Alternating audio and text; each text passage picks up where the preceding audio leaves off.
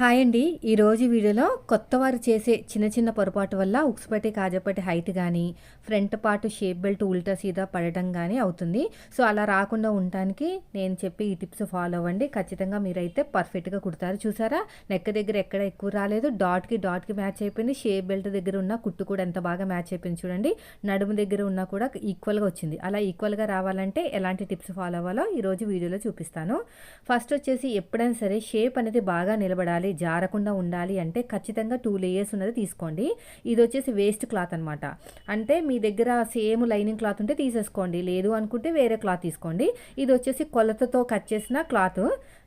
ఇది వచ్చి shape belt కొలతతో మన ఆది బ్లౌజ్ తోటి కట్ చేసింది. ఫ్రంట్ పార్ట్ అని తెలియడానికి చిన్న టక్ ఇచ్చేసేయండి, సరిపోతుంది. ఇది వచ్చేసి నాకు లైనింగ్ ఎక్కువ ఉంది కాబట్టి నేను సేమ్ క్లాత్ తీసుకున్నాను.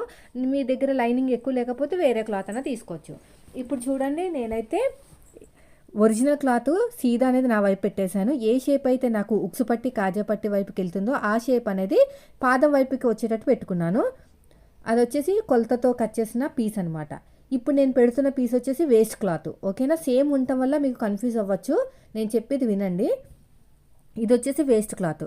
టక్ పెట్టుకున్నాం కదా ఫ్రంట్ పార్ట్ రావడానికి అని ఉక్సు పట్టి వైపుకి, అది పాదం వైపు వచ్చేటట్టు పెట్టేసుకుని ఇలా స్టిచ్ వేస్తున్నాను. చూడండి, నేను ఎలాగైతే వేస్తున్నానో సేమ్ అదే విధంగా మీరు కూడా స్టిచ్ వేసేసుకోండి. ఇలా నీట్గా వచ్చేటట్టు చూసుకోండి. ఓకేనా, అయిపోయింది. తర్వాత ఓపెన్ చేసేసుకోండి, కట్ చేసేయండి. ఏమైనా ఎక్స్ట్రా క్లాత్ ఉంటే అప్పుడు నీట్గా ఉంటుంది. ఇక్కడ కూడా కొంచెం ఎక్కువే పెట్టుకుని కట్ చేయండి, తర్వాత కట్ చేసుకోవచ్చు ఇంకా కావాలనుకుంటే. ఇలా ఓపెన్ చేసేసుకుని టాప్ స్టిచ్ వేసేయండి మొత్తం కూడా. ఇదంతా కూడా లైనింగ్ మీద పడేటట్టు టాప్ స్టిచ్ వేసేసుకోండి. ఇది ఇలాగా. తర్వాత ఇలా క్లోజ్ చేసేసుకుని ఇంకొక స్టిచ్ వేసేయండి. కార్నర్కి వేయండి, కార్నర్కి వేస్తేనే నీట్ ఫినిషింగ్ కనిపిస్తుంది, లేకపోతే కనిపించదు.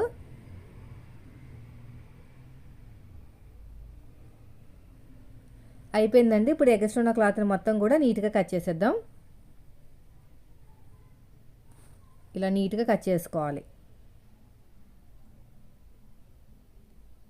చూడండి, ఎలాగైతే కట్ చేస్తున్నానో అలాగా. ఇక్కడ కూడా అంతే. ఇక్కడ మిడిల్లో టక్ ఇచ్చేసేయండి. తర్వాత వచ్చేసి మనకి ఇంకొక షేపు. ఈసారి ఏ షేప్ అయితే సైడ్ జాయింట్ వైపుకి వెళ్తుందో ఆ షేప్ అనేది పాదం వైపు పెట్టేశాను. ఇప్పుడు మనకి టక్ అనేది మన వైపుకి వస్తుంది అనమాట. ఫ్రంట్ పార్ట్లో తెలియరంగు చూడండి, అక్కడ కట్టు పెట్టాను కదా, ఆ కట్ అనేది నా వైపుకి వస్తుంది. ఎందుకంటే సైడ్ జాయింట్ వైపుకి వెళ్ళే షేపు పాదం వైపు పెడుతున్నాను. సీదా ఒరిజినల్ క్లాత్ సీదా నా వైపు పెట్టేశాను. దానిపైన కొలత బ్లౌజ్తో కట్ చేసిన పీసు షేప్ పీసు, తర్వాత వచ్చేసి వేస్ట్ క్లాత్. ఇలాగ స్ట్రేట్గా స్టిచ్ చేసుకుంటూ వెళ్ళిపోవటమే. తర్వాత వచ్చేసి ఇలా ఓపెన్ చేసేసుకుని టాప్ స్టిచ్ వేసేయండి. ఇలా మొత్తం కూడా టాప్ స్టిచ్ వేసుకుంటూ వెళ్ళిపోవాలి.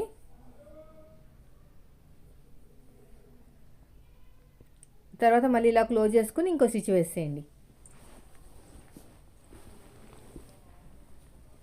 ఇలా మొత్తం కూడా కుట్టుకుంటూ వెళ్ళిపోవటమే. వీడియో నచ్చితే మాత్రం లైక్ చేయండి ఫ్రెండ్స్. మీరు మన ఛానల్ ఫస్ట్ టైం చూస్తే సబ్స్క్రైబ్ చేయండి. మంచి మంచి టిప్స్ అనేది మీతో షేర్ చేస్తాను. ఇలా కార్నర్కి స్టిచ్ వేసుకుంటూ వెళ్ళిన తర్వాత ఎగస్ట్ ఉన్న క్లాత్ని కూడా కట్ చేసుకోండి. ఇప్పుడు ఇలా నీట్గా కట్ చేసుకోవాలి. ఇక్కడ కూడా అంతే. ఇప్పుడు చూడండి, మనం ఎదురు బదురు రావాలన్నమాట. ఉక్సు పట్టి కాజా పట్టి మనకి చిన్న చిన్న టక్స్ పెట్టేసుకున్నాం కదా, అవి ఎదురు బదురు వస్తేనే ఇక్కడ చూడండి, ఇక కరెక్ట్గా పెట్టేసుకోండి. ఇలాగా పెట్టేసుకొని టక్స్ ఇచ్చేసుకోండి. ఇక్కడ ఇక్కడ ఇలాగ స్ట్రైట్ కట్ చేసుకుని ఇక్కడ క్రాస్గా కట్ చేసుకోవాలి. అప్పుడు మనకి ఈజీగా ఉంటుంది కుట్టడానికి. చూడండి, ఇలాగ కరెక్ట్గా మనకి ఒకదానికి ఒకటి ఎదురుగుండా వస్తే బ్లౌజులు అనేవి బాగా సెట్ అయిపోతాయి అనమాట. ఉల్టా సీదా ఏం పడకుండా ఉంటుంది. ఇప్పుడు వచ్చేసి డాట్స్ కోసం కూడా చెప్పేస్తాను. దీనికోసం మళ్ళీ ఏం క్లియర్గా చెప్పలేండి, చాలా వీడియోస్ చూసారు కదా. మనం కట్టింగ్లో ఎలాగైతే మార్కింగ్ వేసుకుంటామో అలాగే వేసుకోవాలి. అయితే ఇలా గీతలు గీతలు గీసేసుకోకండి. మనకి ఒక టక్ పెట్టేసుకుని హైట్ దగ్గర ఒక చిన్న మార్క్ వేసుకుంటే సరిపోతుంది. ఎందుకంటే బొటిక్స్లో కుట్టే వాళ్ళు ఇలా గీతలు గీసుకోరనమాట. బాగా ఎక్స్పీరియన్స్ ఉన్న వాళ్ళకి ఉన్నట్టు ఉండాలి మన మార్కింగ్ అనేది. ఓకేనా, ఇది కూడా అయిపోయింది. మూడో డాట్ వచ్చేసి మెయిన్ డాట్ని పట్టేసుకుని ఇలాగా చంక దగ్గర నుంచి ఇలా డాట్ వేసేసుకోవాలి. సో అయిపోయిందండి, ఇది ఒక రెడీ అయిపోయింది. చూడండి, ఇలాగా ట్రయాంగిల్ వచ్చేస్తుంది ఫ్రంట్ పార్ట్లో, ఇలా వస్తుంది అనమాట. ఓకేనా, చూడండి, దూరం నుంచి పెట్టి మరి చూపిస్తాను. షేప్ అనేది మనం బ్లౌజ్ వేసుకున్న తర్వాత తెలుస్తుంది. కప్పు పెట్టినా తెలిసిపోతుంది మీకు. సో తర్వాత వచ్చేసి రెండో డాట్ కూడా సేమ్ అంతే, ఇలా స్ట్రెయిట్గా స్టిచ్ చేసుకుంటూ వెళ్ళిపోవాలి. తర్వాత వచ్చేసి ఉక్సు పట్టి కాజా పట్టి దగ్గర ఉన్న డాట్ ఇలాగా పాదం ఇంచ్ అయితే ఉండాలి ఖచ్చితంగా. తర్వాత వచ్చేసి శంఖ దగ్గరది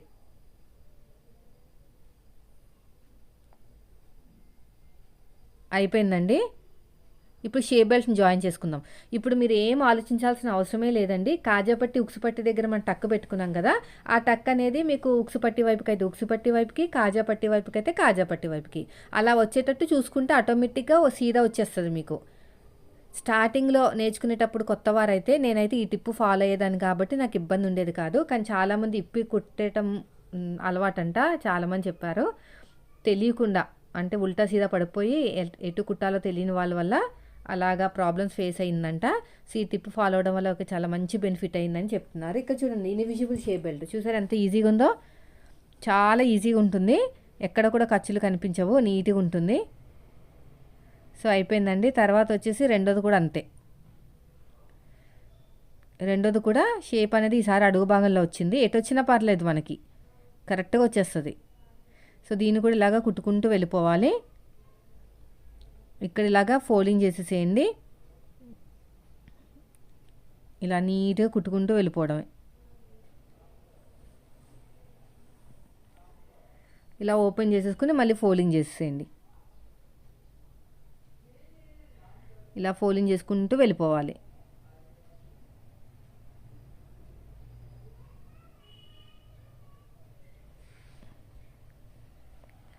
ఇలా ఫోల్డింగ్ చేసుకుంటూ వెళ్ళిపోవాలి. అయిపోయిందండి. ఇప్పుడు ఎగస్ట్రా క్లాత్ని కట్ చేసేద్దాం. చూడండి ఎంత బాగా వచ్చేసిందో.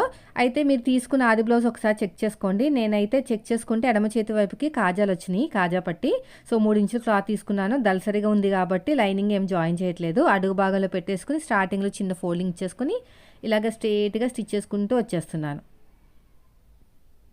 తర్వాత ఇలా ఓపెన్ చేసేసుకుని ఈ డబుల్ ఫోల్డింగ్ చేసేయండి.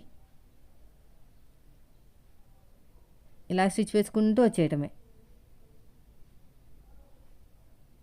అంతే. మళ్ళీ ఇలా తిరిగి యూటర్న్ లాగా తీసుకుని మళ్ళీ స్టిచ్ వేసేసుకోవాలి. అంతే, అయిపోయింది.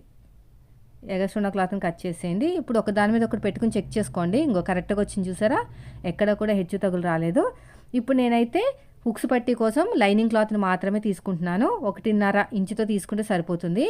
వీళ్ళు నెక్కి పైపింగ్ వద్దన్నారండి, మెడపట్టి కుట్టమన్నారు. అందుకోసం నేను ఆ క్లాత్ అలా ఉంచేసి ఇక్కడున్న మెడ దగ్గర ఉన్న క్లాత్ని తీసుకుంటున్నాను. 1.5 సరిపోతుంది, ఎక్కువ అవసరం లేదు.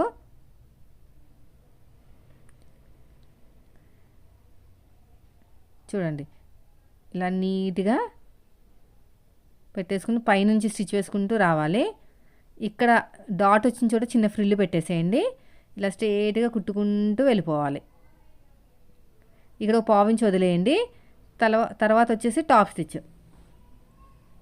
తర్వాత ఇలాగా లోపలికి ఫోల్డింగ్ చేసేయండి.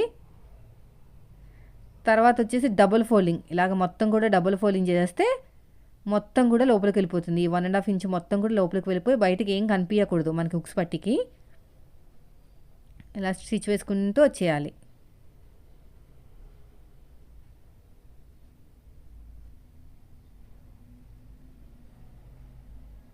ఇలా ఒక దాని మీద ఒకటి పెట్టుకుని చెక్ చేసుకొని చూసారా ఎంత బాగా వచ్చేసిందో. కరెక్ట్గా వచ్చేసింది కదా. ఇలా కరెక్ట్గా వస్తేనే ఫ్రంట్ పార్ట్ బాగా కుదురుతుంది. సో ఈ వీడియో నచ్చితే మాత్రం లైక్ చేయండి. Thank you.